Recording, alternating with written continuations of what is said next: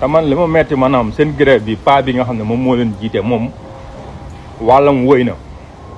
ay xale yu ndaw ñoo ko topp ñoo xam ne dañoo yor kër gi yor dépense yooyu war a joxe dépense lu ñu yóbbu seen kër fukki fan nee nañ maanaam dañuy toog maanaam grève ba mu jaral leen maanaam seen kër bu ñu lekkut naanuñu sax dañuy foncer dem te état bii dañ ma gis seen 10 points yooyu ngeen di wax barki Seydina Mohamed li ci du njariñu réew mi du ci dellu ginnaaw Ousmane Sonko ku ne xam na ne injustice maanaam bugg ko bu doon maanaam tey jii ministre bi dañ leen a teg injustice moom mooy njëkk maanaam na ko kaay ndax benn moom mooy kilifaam président de la république tam gëm naa ne maam injustice bugg ko kon yéen nekku leen ci dëgg wala seen 10 points yooyu noonu li ci ëpp du dëgg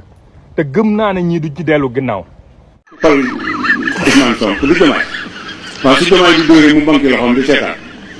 ku ñuy jàpp ni mooy dóor moom mooy dóor parce que bu ko nee bàyyi dóor yi mu bàyyi dóor mais du ko wax bu ko waxul nag ku ñu teg Sonko teg ko jànq ba jëm foofu lañ doon mujj teg fii ñëpp am na ñëwante ci moom parce que man soxlawu ma force bu may jox soxla ma xaalis bu waaye bëggoon nañu ko jàppale pour réew mi dox parce que amoon nañu ci yaakaar man seen pal gi man li ma ci def jaay naa ci côté bu nekk jaay naa ci côté bu nekk man ak police mais dama ko réccu dama ko réccu voilà fu réew mi toll ñoo ko yëg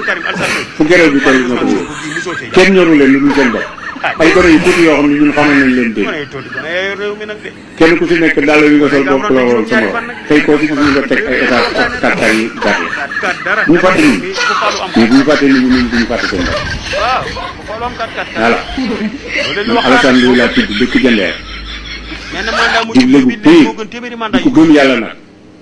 koo xam ne laal saafara topp ci takk téere mais kenn mënul si moom dara. Agsi nañ. Merci de les accueillir chaleureusement. Merci de les accueillir. Les premières dames Marie Coll Faye et Absa Faye agsi nañ fi nga xamante ni moom mooy centre hospitalière bu Dalal Jàmm. Absa Faye mu ngi noonu la première dame Marie Coll Faye aussi donc mu ngi noonu agsi nañ fi nga xamante ni nii moom mooy ci centre hospitalière bu Dalal Jàmm dans le cadre de la pose de la première pierre du centre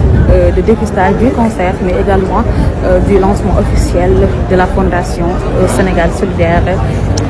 Redoublé nañ nag de barke borom Touba dañoo redoublé ñu ngi doon xeex benn fondation ca Macky Sall ñaari fondation ñëw nañ samp nag fondation bu wow koŋ dëgër samp fas yéene déroulé jëmale ko 2029 waaye mettiwul comme dañoo redoublé nañu muñ rek 2029 ñu redémarrer à zéro dëkk bi moom foo ñu réinitialiser ko 2029 te bu ñu ignorer dara nag lépp xëj na ci de la ñu dund 2021 2024 xam nga nit pour élève bu redoubler day reprendre matière am yëpp damay ragal ñu reprendre matière yi ñu jot a déroulé 2021 2024 te matière yooyu mu reprendre ko moom musiba la ci réew de Fred Kobaay jaloo si saxel mi mu ëpp jàmm de